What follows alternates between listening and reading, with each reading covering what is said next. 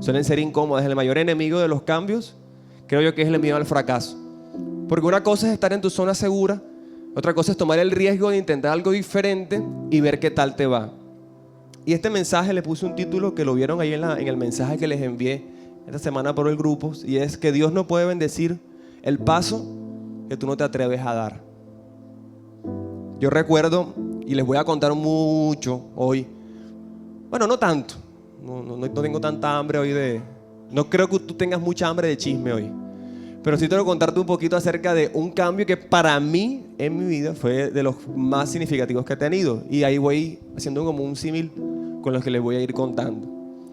Este pensamiento de que Dios no puede bendecir un paso que tú no estés dispuesto a dar, que tú no te atreves a dar, fue una cosa que se me metió en la cabeza hace como 5 o 6 años atrás, porque estuve rodeado por mucho tiempo de comentarios como este: es que no he hecho tal cosa porque Dios no me lo ha dicho. No he dado este paso porque Dios no me ha dado una palabra, porque Dios no me ha abierto todas las puertas. Y yo soy una persona fiel creyente de que cualquier paso que uno da en la vida, uno debe tomarle la mano a Dios y caminar junto con Él en estos cambios. Yo soy de los que pienso de que aún las cosas más chiquititas como ¿será que me gasto eso el fin de semana? Ahora, tampoco es que me meto 5 horas a orar: Señor, ¿será que compro la salchipapa o no la compro? Guíame. No, o sea, a veces son cosas de segundos que tú sabes que estás dando un paso y dices, esto es más mío que de Dios poniéndolo en mi corazón.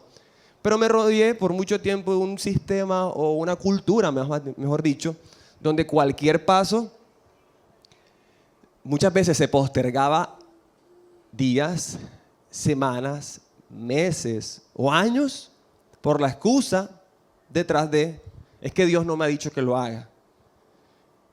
Y cuando empecé a estudiar un poco de muchas historias, que iba a contarle una de ellas, me di cuenta de que en la mayoría de los casos Dios nos invita a dar el paso 1 y no nos está contando cuál es el 2, cuál es el 3, cuál es el 4 ni cuál es el 5.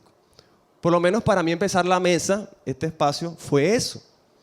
Porque en octubre de hace un par de años atrás, cuando comenzamos a hacer esto, yo nada más sabía que íbamos a hacer una sola cosa, y era juntarnos en la sala del apartamento donde vivo con Pau, con unos amigos a platicar. Te lo juro, el plan nunca fue hacer una iglesia. Yo le decía a Pablo: ¿para qué? ¿Para qué? Con tantas que hay, ¿para hacer otra más? No, quedémonos acá, chévere, compartimos y estamos haciendo iglesia. Y aunque mi comentario de aquel entonces es real y es cierto, sigo pensando de que hacer eso también es hacer iglesia. Esto poco a poco empezó a abrirse a otros espacios, a otras formas, lo que hoy estamos viendo. Es más, yo tengo una visión de lo que creo esto puede llegar a ser, pero yo no sé. Y muchos de estos pasos en mi vida se ha tratado de dar el paso, que suene redundante, y a veces darlo al vacío.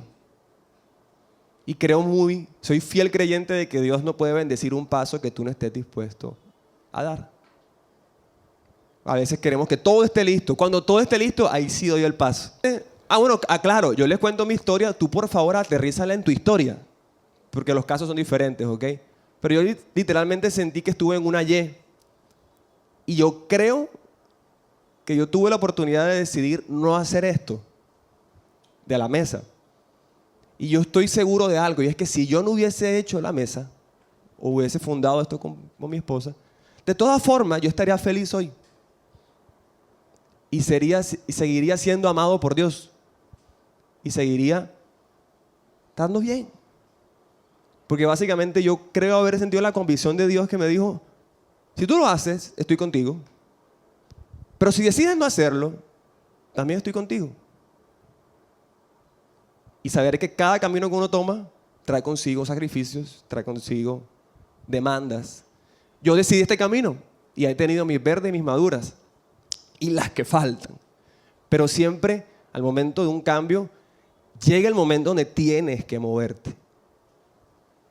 Y no caer en esta religiosidad que muchas veces abrazamos de: no, yo voy a esperar que Dios prepare todo para mí. Señor, hazlo todo tú. Sí, porque todo lo puedo en Él, porque es Él. Yo no hago nada, es Él el que hace. Y aunque tiene algo de sentido el comentario o el pensamiento, si nuestra fe no está acompañada de una acción, básicamente no No existe, es nula. Mateo 14, del 22 al 33, tiene una historia. Yo se las quiero parafrasear, contar y al final leerte un verso que está en esa historia. Es una escena de película. Muchos la han escuchado, pero quiero aterrizarte un par de comentarios rápidos acá. Paréntesis, pongan una pausa en lo que estoy diciendo. A continuación le voy a meter 2X a lo que voy a hablar, porque me interesa mucho profundizar en algo que voy a decir al final. Así que quiero que estén muy pendientes a lo que voy a decir a continuación, ¿vale? ¿Listo? Cierro paréntesis. 2X. En este momento, Jesús está con los discípulos en una etapa bien interesante, porque Mateo, el libro de Mateo, en las secciones en las que está creado, hay una parte que está enfocándose en un aspecto muy importante, y es que Jesús necesita que la gente se entere de que Él es el Mesías. ¿Ok? O sea, ya está siendo evidente con los milagros, está haciendo público toda su obra, su ministerio. Y viene esta escena muy conocida para nosotros, y es cuando de repente sus discípulos están en el mar. Cuenta la historia de que acababan de alimentar a una multitud. Él le dice a los discípulos, por favor, móntense a la barca, váyanse al fondo del mar, yo después los alcanzo. Dice que Jesús se fue al monte a orar. Arman aquí en su cabeza esta relación con lo que Pablo les hablaba la semana pasada. Él fue a apartarse, a estar en silencio, a conectar con el Padre. Y los discípulos se fueron al mar. Dice que en medio del mar vino una tormenta. Imagínense la escena, estaban todos felices, ¿verdad? Porque uno en el mar en una tormenta está feliz. Notaron mi sarcasmo, ¿verdad? Ok, no estaban felices, dice que la palabra que estaban aterrorizados, literal, estaban asustados. Y empieza esta increíble escena de película donde Jesús se les aparece caminando sobre el mar. ¿Qué pasó? Que los discípulos lo ven y no se dan cuenta que es Jesús. Dicen, ¿este man qué es? ¿Eso qué es? Es un fantasma. Estaban llenos de miedo porque obviamente estás en medio del mar, después de un espectro que ves caminando por ahí, tú dices quién es. Y pasa algo bien interesante. Y es que se dan cuenta que es Jesús el que está allí. Y hay un personaje que voy a fijarme un momentico en él en este momento, y es Pedro. Pedro tiene de todas sus características una que mucha gente siempre ha resaltado, y es que solía ser impetuoso. O sea, Pedro era de cabeza y sin casco, a veces de casco y sin cabeza. O sea, él iba para adelante. Y dentro de esos impulsos, si eres tú, Señor, llámame para que yo pueda ir a caminar contigo. O sea, el man quería vivir la experiencia de ir a caminar sobre el agua, no quería quedarse con la duda de qué se sentía caminar sobre las mojarras. Oye, y esta historia tiene algo bien interesante, y es que cuenta de que Jesús lo llama, él va, empieza a caminar, pero dice que por un momento mira alrededor, siente temor de la tormenta, se hunde, Jesús viene, lo saca, le dice, ay, papito, hombre de poca fe. Caminan, viven la experiencia, se devuelven al bote, y Jesús le pide a la tempestad, silencio, el mar se calma, la tormenta se calma, y viene el verso 32 que lo encuentran ahí. En sus notas dice, cuando subieron a la barca, los vientos cesaron. Los otros discípulos maravillados se arrodillaron y dijeron, ¿qué dijeron? No cabe duda de que eres el Hijo de Dios. Recuerden que ahorita les dije, recuerden que esta parte de este libro de la Biblia tiene un propósito muy particular, y es que tenían que identificar que Jesús era quien realmente decía que era. ¿Ok? Pueden hacer conmigo así, como cuando le hacen zoom out a la pantalla, cuando echan para atrás. Ok, quiero que por un momento le hagamos zoom out a esta historia y nos salgamos un momentico de la historia de Mateo y echen para atrás. Echen para atrás, háganmelo, vale. Echen para atrás, ok, y veamos la Biblia en el plano general. La Biblia, amigos, no es un libro con 66 temporadas. No. La Biblia en realidad es un libro compuesto por 66 libros, que cada libro fue escrito en un tiempo diferente, por personas diferentes, por culturas diferentes, y que el hecho de que ella combine y que apunte a algo es una total maravilla. Cuando miro la Biblia en general, quiero que sepan de que la Biblia, el mensaje puntual es, tú y yo necesitamos un Salvador. Porque cada vez que decidimos gobernar nuestra vida en nuestros propios términos, nos va mal. Ese es el mensaje. En cortas, obviamente hay una cantidad de hilos allí, pero el mensaje en resumidas es eso. Y desde el principio, el plan que Dios tiene para nosotros, para salvarnos, para rescatarnos, es Jesús. Y quiero que lean una cita que está allí, que es Isaías 43:19, que es muy bonita. A veces uno la postea en Instagram, en WhatsApp, y uno dice, amén, sí Señor, yo quiero cosas nuevas, pero quiero que entiendan el contexto del por qué estas citas y por qué esta idea. Isaías 43:19 dice, olvídense de lo que ha pasado, no sigan repasando la historia antigua, estén alertas, estén presentes. Dice, estoy a punto de hacer algo completamente nuevo. Está estallando, ¿no lo ven? Ahí está. Estoy haciendo un camino a través del desierto, ríos en las tierras baldías. Lo que Paula les hablaba la semana pasada, hablaba mucho del desierto, ¿sí recuerdan? Que es este espacio de soledad, de quietud. Hay una promesa hermosa que a mí me abraza el corazón y es saber que en los momentos de desierto, palabras como esta me recuerdan que mi Dios es experto en abrir ríos en lugares desolados. Es experto en hacer muchas cosas de la nada. Y en estos procesos de cambio, cuando uno se queda sin nada, cuando uno queda en el aire, uno tiene que ir a la promesa de que las cosas nuevas realmente vienen no por mi fuerza, no porque qué tanto sé yo, sino de saber que tengo un Salvador y que así como un Pedro caminando, ahora vuelvan a hacer zoom in, adentro, entren otra vez, ok. Hazlo conmigo, cópienme la idea, por favor. Eso, ya. Ay, no tanto, ahí, ok. Volviendo a la historia de Pedro, Jesús allí está una vez más de las cientos de veces que en la Biblia encuentra la referencia de cómo Él es nuestra esperanza en medio de los tiempos de tormenta. De cómo Él es la esperanza que tenemos cuando estamos en lugares inhóspitos. Él es el río que se abre en medio de la tierra seca. Estoy dándole aquí una clase como de teología así súper apretadita, pero muy práctica. ¿Sí recuerdan que en la Biblia hay muchos momentos donde se habla del agua? Jesús con la mujer en el pozo. Si tomas de esta agua, nunca vas a tener sed. Él es el agua. Cuando un personaje por ahí le pegaba la piedra, ¡pah!, en el Viejo Testamento y brotaba el agua. Ahí está. Hay unas visiones en los libros proféticos donde muestran, o el profeta habla de cómo el agua llena el templo. O sea, la figura del agua en la Biblia, cada vez que tú ves que están hablando de agua, tiene mucho que ver con Jesús obrando, moviéndose, actuando. Jesús sobre el agua, con Pedro, en medio de la tormenta, le dice, si quieres venir a surfear conmigo, ven, te animo. Yo siento que cuando tú y yo estamos siendo llamados a los cambios, nos parecemos mucho a Pedro. Un Pedro que, no sé, yo me siento identificado con este man. Porque muchas veces yo estoy como seguro. Señor, yo voy. Por ejemplo, volviendo al tema de mi historia, cuando empezamos a hacerlo de la mesa, yo feliz y con muy buenas intenciones invité, me acuerdo mucho, a 2 personas específicamente, con las que hace rato no hablaba.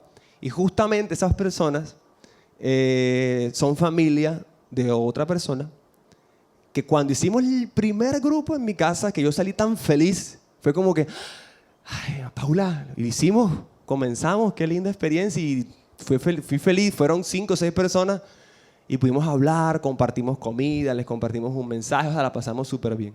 Oye, se acabó la reunión y nunca se me olvida que Paula me dice, me está llamando. No voy a decir el nombre porque ustedes no son chismosos.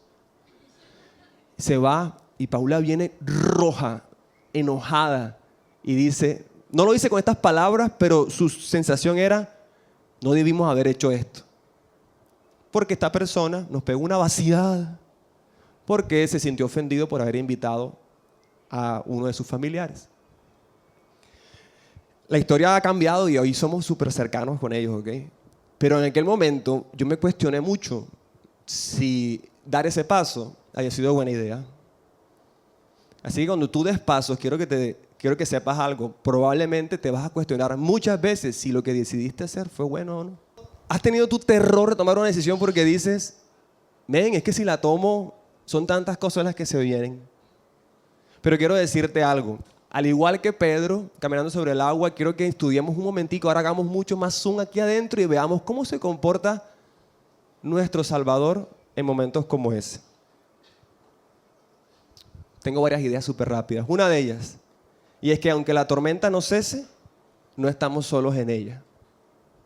Salmos 46:1 dice, Dios es nuestro refugio y nuestra fuerza, siempre está dispuesto a ayudar en tiempos de dificultad. Mi tormenta en esa historia que les cuento no cesó, se puso peor. Literalmente sentimos una persecución, porque posts que poníamos, persona que se nos acercaba a nosotros, siempre era tildada de rebelde, de divergente, mentira, de cuidado con ellos. Y eso ya hoy día, ya, gracias a Dios, esa tormenta cesó. Pero fue una temporada larga en la que yo tuve que agarrarme junto con Pau de, oye, ¿sabes qué? Aunque nos estemos ganando todo el mundo enemigo, vamos para adelante, porque nosotros sabemos que esto fue una idea de Dios y no fue nuestra. Pero eso no quiso decir, eso no omitió o no quiso decir que pasaron muchas noches en las que yo me las pasé literalmente chillando en mi balcón, diciendo, ¿para qué hice esto? Y para más piedra, yo después veía fotos de mis amigos que tocó dejar para tomar esta decisión. Bueno, contexto. Tal vez si alguien está diciendo, este man de esa historia no tiene ni pies ni cabeza, es súper breve.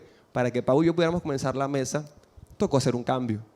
Un cambio que era de una costumbre de 17 años, dejar una zona segura y empezar algo totalmente de cero. Y al hacer eso, nos ganamos con algunos enemigos que pensaban que nosotros no debíamos hacer eso. Pero al final, las mismas evidencias han dado resultados de que sí era una buena idea hacerlo. Entonces esto no comenzó como una historia de que alguien nos llamó y nos dijo, vaya y hagan esto, no. O sea, nosotros nos ganamos muchos enemigos por hacer esto. Ahora te repito, esta es mi historia. Tal vez tú no te sientes identificado con mi historia, pero sí puedes sacar elementos de mi historia para practicarlos en la tuya. ¿Cuáles han sido aquellos sacrificios que tú has tenido que hacer en el momento de hacer un cambio? ¿Sabes qué hace Jesús en momentos de tormenta? Está ahí con nosotros. ¿Sabes qué hace Jesús también? O bien en este caso, una idea que me pareció interesante acá, y es que creo que es mejor mojarse caminando hacia Jesús que quedarse seco por temor a avanzar. Yo me imagino que Pedro después de todo dijo, uy, menos mal lo hice, me ahogué. Tragué tierra, tragué agua, tuve miedo, pero menos mal salté. Menos mal lo hice. Otra idea que rescato de esta historia es que Jesús no espera que tú seas perfecto para salvarte. Él te salva y después de eso te transforma. Porque cuando Pedro se ahogó, ¿tú te imaginas que Pedro se estuviese ahogando y Jesús, viste, hombre de poca fe, y Pedro allá abajo? El man hundiéndose al fondo y Jesús, viste, te lo dije, no debiste haberlo hecho, te lo dije, pilas, ¿qué tal? ¿Qué dice la historia que pasó? El primero que hizo Jesús, lo levantó, lo sacó. Yo siempre lo he sabido. Me molestaba mucho cuando veía que se entendía mal, pero para mí es muy claro de que antes de la corrección tiene que haber conexión. Yo les amo, de verdad, yo los quiero mucho a todos acá, con los que hemos compartido mucho y con los que hemos compartido poco. A veces con algunos de ustedes solamente es el saludo de, hey, ¿qué más? ¿Todo bien? Y ya. Pero créanme que ese cariño y ese amor, en algún momento, cuando sea necesario hacerlo, va a traer consigo corrección. Porque alguien que dice que ama, pero cuando ve a su amigo o a su hermano caer o fallar y no le dice nada, entonces hay algo que está siendo contradictorio allí. O no, papás, que uno ama a sus hijos, pero a los hijos hay que corregirlos. Y no quiero que piensen esto desde la figura de, porque es el pastor y el pastor quiere venir a recoger. No, no, no. Es por amor. Es por amor. Si yo no los amara, los vería hundirse en el hueco y le dijera, adiós, chao. No, pero por amor uno dice, oye, te veo tal, oye, hagamos tal cosa, te proporciona esta ayuda, esta herramienta. Eso es amor y esa es la forma en que Dios a ti te ama. Que aunque tú hayas dado un paso o estés a punto de darlo, cuando estés pensando si fue una buena idea darlo o no, sepas en el fondo de tu corazón de que Él va a estar allí para amarte y luego sí te va a decir, si hay algo que debas saber. Por ejemplo, en mi historia, yo peleaba mucho con Dios en oración diciéndole, pero ¿será que yo hice lo correcto? ¿Será que no? Y en un momento muy especial de la historia, nunca se me olvida, que Dios viene y me dice, ¿sabes? A través de personas, a través de la oración, me dice, ¿sabes? Sí es buena idea lo de la mesa, pero necesito hacer algo contigo antes de que empieces a hacer lo de la mesa. Y me saca de este espacio en el que yo estaba, me manda al desierto literal, como Pablo lo compartió la semana pasada, estar quieto, en silencio, inactivo, pasivo, con poquitos amigos, con 2 si es el caso. Y entre esos estaba Lucas y Emanuel. O sea que no tenía. Oye, un tiempo de mucha soledad, pero un tiempo de mucho redescubrimiento, donde redefiní muchas cosas de mi fe, donde me di cuenta lo adicto que yo era a la aprobación, lo orgulloso que soy. Quiero decirles que yo soy muy orgulloso. Tú dirás, ay no, pero tú eres buena gente. No, yo soy orgulloso. Sino que tengo varios meses rehabilitándome, un poquito, casi años. Pero yo sé cuáles son mis bregas. Yo sé cuáles son, como dicen por ahí, mis demonios. Yo sé cuáles son mis lados oscuros. Y si tú ves algo bueno en este personaje aquí presente, no es porque yo lo sea.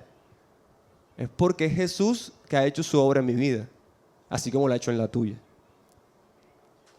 Así que el amor y la corrección de Dios vino en esta temporada de cambios, porque cuando me sacó de donde estaba y empecé a hacer esto, fue como que, ok, te saqué para esto, pero ven, lo de la mesa es importante, pero más importante eres tú. Y empieza Dios a mostrarme tantas cosas. Y me las sigue mostrando. Y me las seguirá mostrando porque esto nunca acabará.